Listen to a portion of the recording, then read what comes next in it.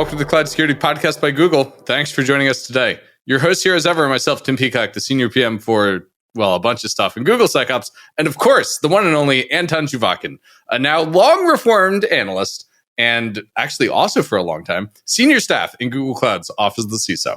You can find and subscribe to this podcast wherever you get your podcasts, as well as at our website, cloud.withgoogle.com/cloud-security/podcast. If you enjoy our content and want it delivered to you piping hot every Monday, please do hit that subscribe button. You can follow the show, argue with us, and the rest of our Cloud Security Podcast listeners on the Google Cloud Security community page. Anton, we are talking about vulnerability management today. And we open with a guest saying, I don't think this is the most exciting topic for many people. I feel like it's an absolutely fascinating episode. It had a lot of eye-opening moments. So if anybody has any kind of second doubts that because it's VM you shouldn't listen, no, you absolutely should.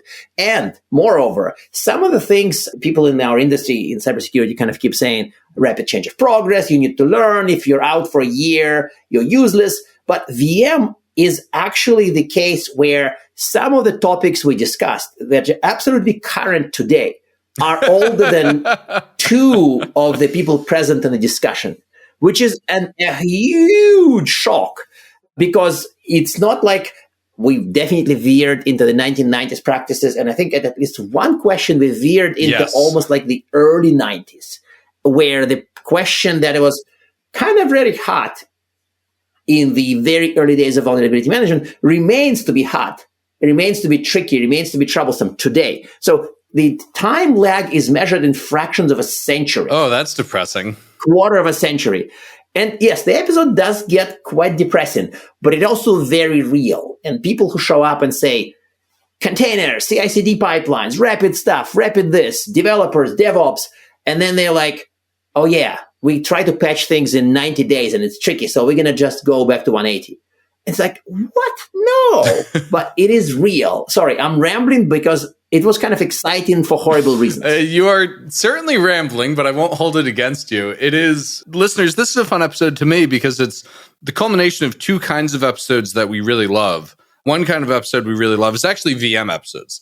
Those in the stats do surprisingly well, given that neither Anton nor I is a VM expert, or really, frankly, all that, like, thinking that VM is that exciting. But then two, it's also a Mandiant episode, which also do well in the stats. Neither Anton nor I work at Mandiant, but we obviously respect our Mandiant colleagues tremendously and stoked to have them on the show always. So maybe without any further ado, let's bring together VM, Mandiant, things that predate my existence on this earth.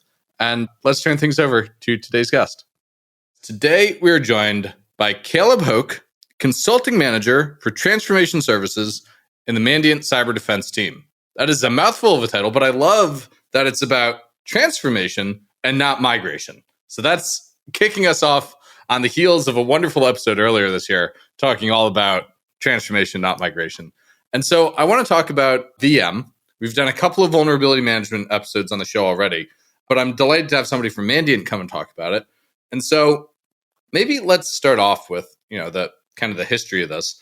How have you seen this evolve from the sort of basic scanning and reporting, and what does modern look like? Maybe give us the bad and the good to start out with. Sure. So the bad is that there are still a lot of organizations out there that are scanning and reporting only, right? So there is, unfortunately, a significant amount of organizations that still do what you would think of back in, 2005.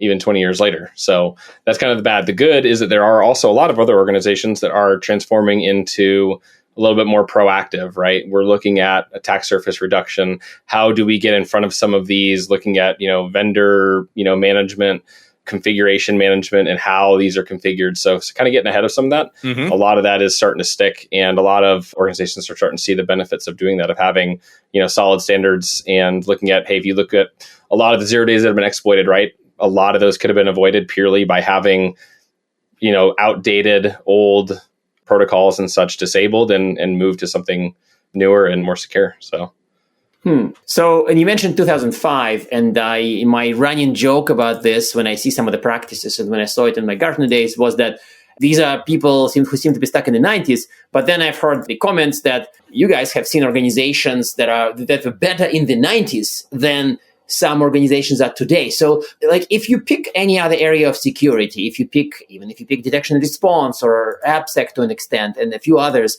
like things have changed in the last 5 years, 10 years, but vulnerability management does have a lot of things that are almost exactly the same from 20, 25, and maybe 30 years ago. You write about that scan and report, like this whole picture about a security team spraying with a scanner, then cooking up a 10,000 page PDF and sending it to ops. Admittedly, it sounded really sad and funny in 2010 when I started doing some of this work. And I mean, it was kind of a joke that, hey, haha, scan and throw the 10,000 page report. And then 15 years have passed. And the joke is as funny and as sad as it was back then. My mind is blown from that. Like, what is special about this domain? Why is this that stuck? Honestly, in my opinion, it's the least cool, right? And that's actually the opposite, because I'm actually... What, configuring the firewall is cool? What? I mean, but you look at the other areas in security, right? I mean, what are the big terms, right? Detection and response, you mentioned that before, right? There is a lot more emphasis put on those areas, you know, whether right or wrong. That's more of a, I guess you call it like a theological debate, right? Mm-hmm. But I think that is a reason, is it's just not quite fun enough for a lot of organizations. And fun might not be the right word, but I think that kind of says it. Like, there's other things that are more high priority, like, oh, I can go detect this. And, you know, you have things like a SIM and EDR and what's the latest and greatest, you know, insert your, you know, endpoint control here that you can do. Those are great, but sometimes they're not always the compensating to those. And also there's also some fear, uncertainty, doubt, or FUD, right, around what compensating controls you can do. And so they think, oh, we have EDR. Like, why do we need a patch? We have EDR. Well, that's not necessarily the case. So I think there's a lot of misconception around that area specifically. So that's at least my opinion, is that there's others new emerging technologies. While cool, right? They're really, you know, hot topic. I think that VM, for whatever reason, never got, you know, updated with it. Right. So I'm going to stick my nose briefly before Tim's next question. You brought up another pet peeve of mine. So we feel like it looks like we are kind of on the same mental wavelength or something. And that was the compensating controls, which of course is a PCI DSS term. Generically, I used to in my analyst day say mitigations instead of like remediation. Instead of fixing, you put some other security control that stops the risk. This was really contentious and very confusion rich. And you're, again, alluding that it is still very contentious and still very confusion-rich, and sometimes both ways. Sometimes people say, I have strong mitigations, I don't need to patch. And sometimes people just confuse that mitigations are possible. And they say, no, you have to patch within 3 days. And it's like, no, we have 5 layers of firewalls and whatever, blah, blah, blah controls. No, but there's no risk. So why is mitigations thinking so difficult?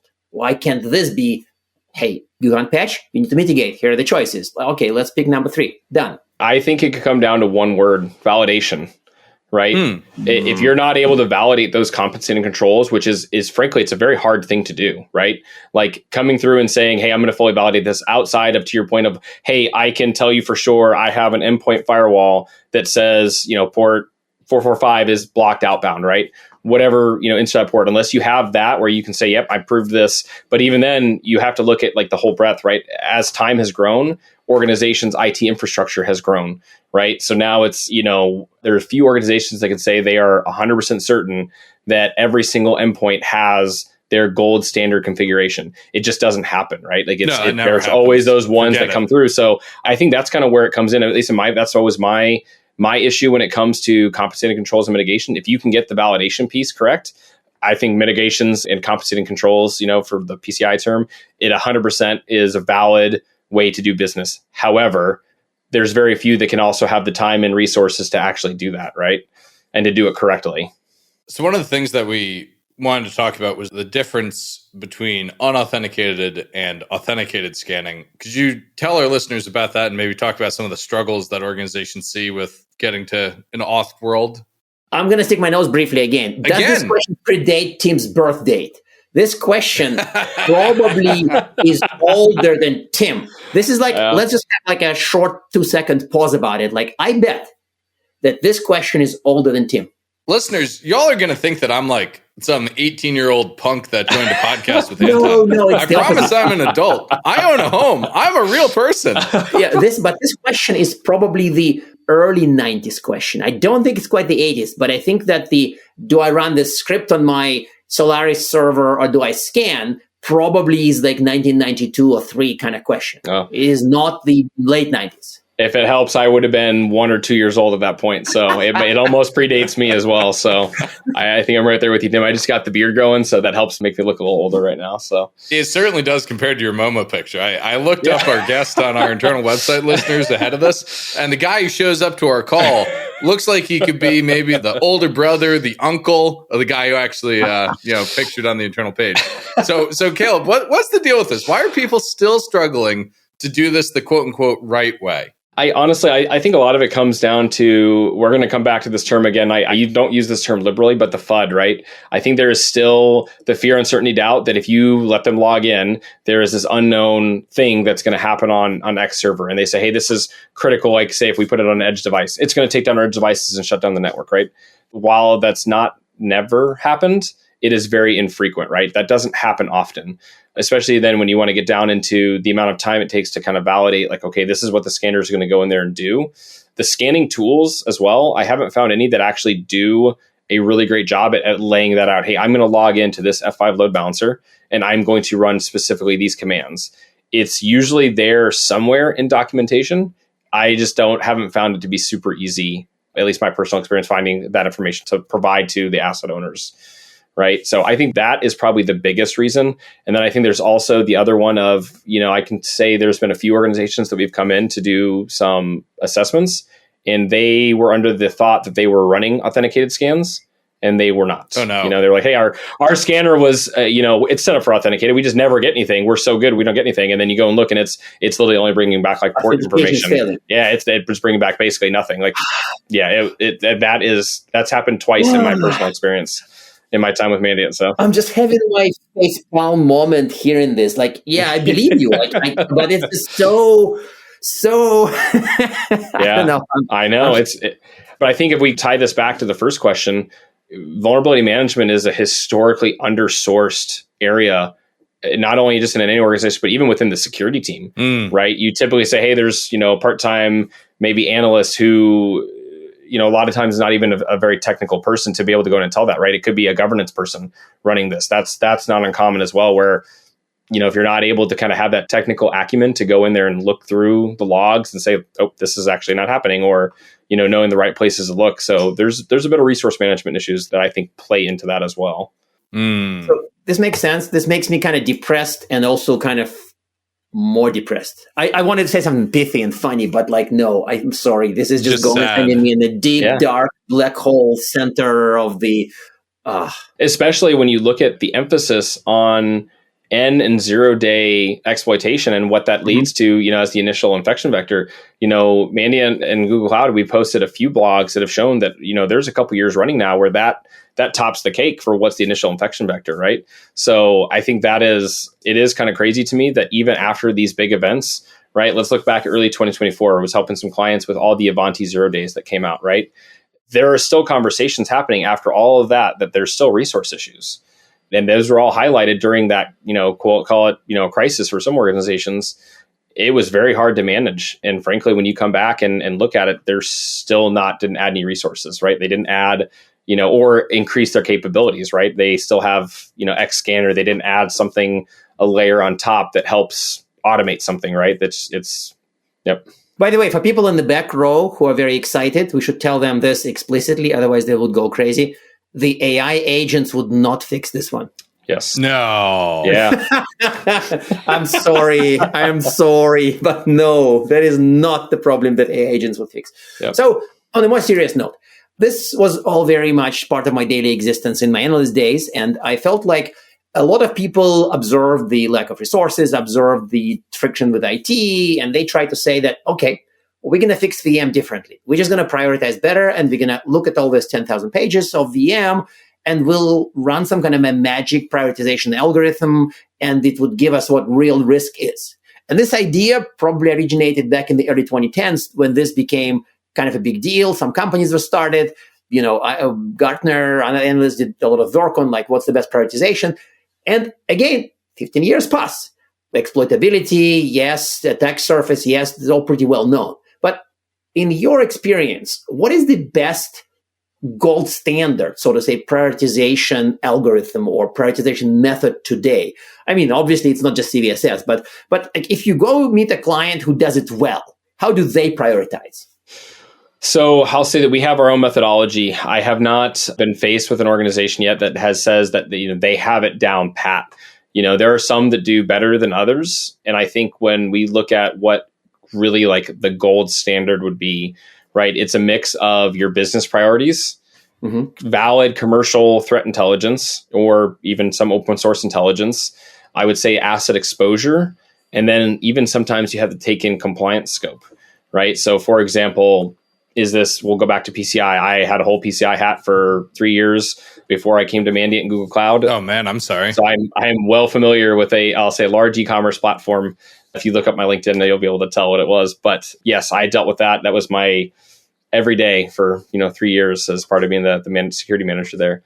But essentially, it takes all those, right? So, and I want to take the threat intelligence even one step further, right? So you have what we call a cyber threat profile, and that really in cyber defense, that's like kind of our gold book, right? That's what helps drive prioritization for everything, not only vulnerability management, but also what detections are we writing, what are we threat hunting for, et cetera. But when you take the threat profile and you say, because of these industry verticals and these regions, right, these are the threat actors that are most likely to target my organization. And then when you take that and look at what vulnerabilities they're known to exploit, you pair that with the asset exposure, right? For example, if it meets, my threat profile, plus it's being widely exploited, plus it comes up on an asset that actually is externally facing, you can reach it from the internet, right? That becomes a critical. And that's like hey, you need to drop what you're doing right now and go and patch this and figure out a plan, right? There are actually very few scenarios where I think that like the critical, I always say, I reserve critical for the top 5, really, if not less. Like it better be really critical. Yeah. But when I say critical, that's part of it is kind of riding the ship on what does critical mean. And when we say, hey, critical means, more than likely there's not many exceptions allowed, right? No risk exceptions. This is an all hands on deck. You need to start reporting this up. Like, hey, we have this out here. This thing is exposed. We need to get this patched, fixed, or we need to, frankly, stop the services, right? We in cyber defense have been on a few of our clients where we said, hey, this being exposed is more critical. Like your business is, has more of a chance of getting taken down or, impacting from a breach than it does just leaving it up, right? You really should shut this service down. That's a common recommendation that we get. But also How often do they follow it though? Because you might recommend it all the time, but how often do you get listened to? No, in Mandiant Consulting, we actually have a term that we have to be very careful with what we say to our clients because a lot of times they'll listen to us, right? So it is, and it's happened. My personal experience, and I've been with Mandiant just under 5 years. We've done that twice, and they've listened both times. Really? Yeah, and so which is good. But again, I think I've only said it where I recommended it twice as well. So it's not a light taking that says, hey, like this is, there's basically no mitigations. We can say for sure that this could be exploited. We looked at the configuration, right? We do all that analysis and it comes up, but it's absolutely something we would recommend, especially look at some of these secure file 0 days that have come out. Yeah. Those are ones that, with the amount of data that's in there and what they could access, it absolutely have to be considerations for taking down until it can be resolved. Yeah.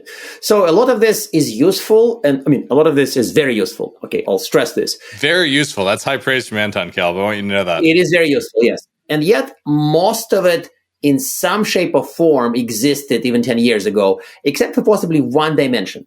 I feel like, at least when I was given advice on this, we tended to prioritize TI less because we were afraid that if you just say, look, threat intel vendors report that these 5 vulns are being exploited actively, just fix these 5s. We feel like we're going to miss the number 6, which no TI vendor picked on yet, but you need to start the work now. So maybe, is there a risk of over pivoting on TI-based, threat intel-based prioritization? Is there any way to overdo the current burning dumpster type vulns only? Sorry. Yeah, no, that's a great point. And yes, is a way, because if you look at some of them, right, I'm trying to think of an example right now, but say something was reported yesterday and it came through a security researcher, right? It has not had any signs of exploitation, but it's an unauthenticated type of exploit.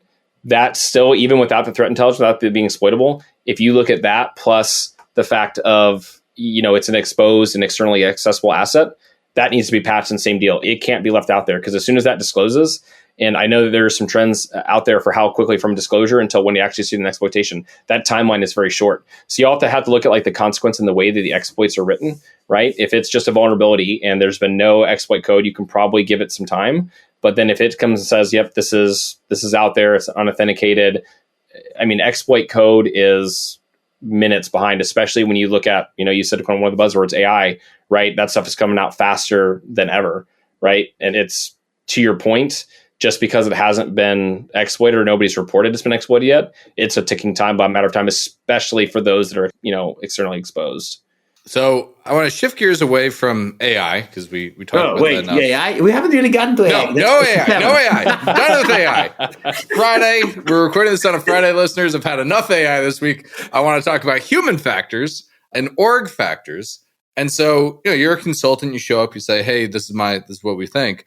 How do you overcome or how do you work around the human and org challenges in VM?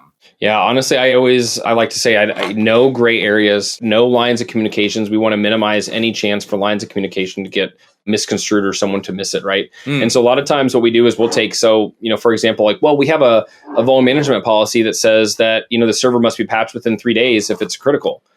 Okay, have you run through that with your team that's actually patching, right? Have you gone through what we would call a TTX or a technical exercise where you say, hey, here's a scenario. For example, 0-day was found on this checkpoint VPN that's externally exposed, right? Okay, IT, VPN management team, what's your process? What are you going to do? How are you going to go through your cycles? That doesn't occur, right? So a lot of times we take it and we say, hey, you need to run through these scenarios with your team. And the other part is just taking things and making them in a consumable format, right? So if you give me a 10-page policy document that says I need to patch my servers within 3 days, and there's all these other, items in there, nobody's going to read that, just frankly, from a human perspective. Whereas if you go through and you take that policy and you put it into one slide, this is what is expected of you to do. So a lot of times we pair that and we call them playbooks, right?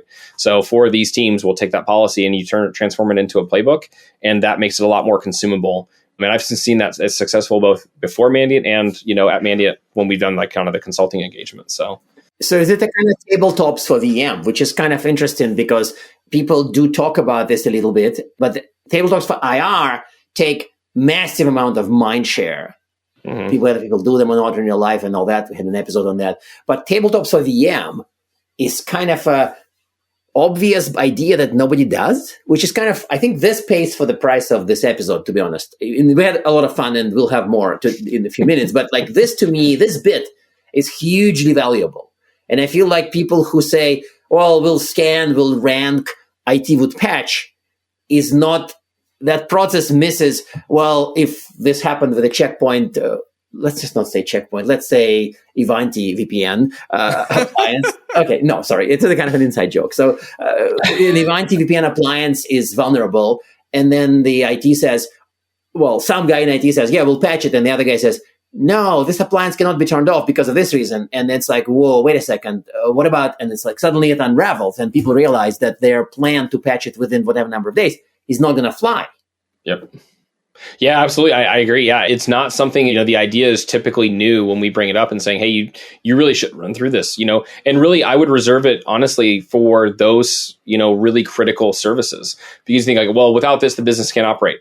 Okay, well, we really should run through what if this happens? How do we go through and patch this? What's our testing procedures, right? What does the business and the IT asset owner, what do y'all need to do to feel comfortable with flipping the switch within a day, right? And a lot of times there are still obvious concerns around, well, what if the vendor provides a bad patch?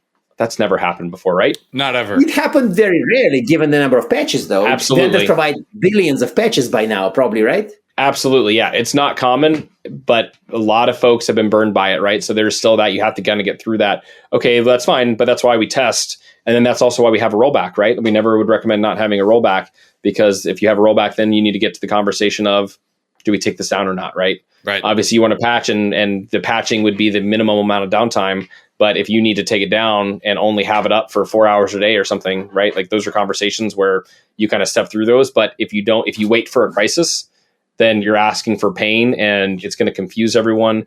No one thinks, expertly, clearly during a crisis like that, where you're getting business and you're getting pressure from 5 different angles, right? You want to go through that and kind of have that muscle memory to say we know what to do. We've done this before because we practice what we're going to do for these services, right? And most of the time, I would imagine it's probably less than, depending on the size of the organization, 3, 4, 5 services that they really would need to go through that truly could take down, the organization. So it's not, you're saying not to do it for everything, but be specific, right? What do you want to test it for? What is that critical? And what potentially could be the issues with the business continuing to operate, right? So. Yep. Yeah, it reminds me of a failed minimal viable business argument, right? Where if you really take everything down, everything's blown up, exploited by 0 days, what you must keep running to still have a business. And I think that to me is probably needs to be shown up in this discussion.